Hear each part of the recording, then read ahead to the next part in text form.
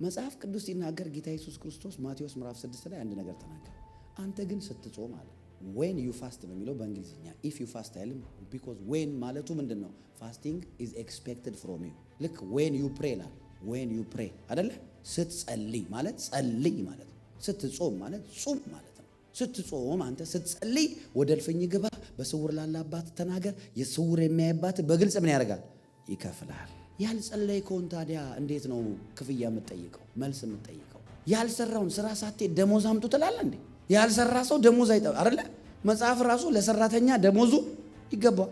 ልክ እንደዛው ማቴዎስ 6 ላይ ጌታ እንደዛ ያለ ስትጾም አለ አንተ ወደ ስትጾም ፊትህን እንደ ፈሪሳውያን አታጥቁር፣ እንደዚህ ምናምን አትበል። ተቀባ፣ ዘይት ተቀባ።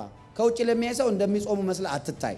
በስውር የሚያይ አባት ጾምህን በግልጽ ምን ያደርግላል? ይከፍላል። ለካ ጾም ክፍያ አለው። ይኸውላችሁ ጾም ጸሎት ማለት የኦልድ ፋሽን የክርስቲያኖች ፕራክቲስ አይደለም። ኢየሱስ እስከሚመጣ እንጾማለን። ሙሽራው ከነሱ ጋር ከሄደ ጊዜ እነሱ ሚዜዎቹ ምን ያደርጋሉ? ይጾማሉ። ኢየሱስ ፊት ለፊት እስከምንገናኘው በጾም በጸሎት ራሳችንን ማስገዛት አለብን።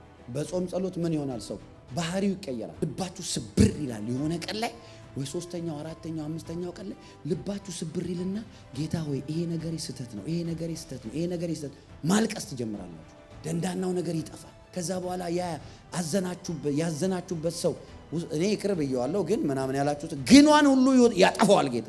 ልክ እግዚአብሔር እንደወደደ ሰው መውደድ ትጀምራላችሁ። ልክ እግዚአብሔር እንደተቀበለ ሰው መቀበል ትጀምራላችሁ።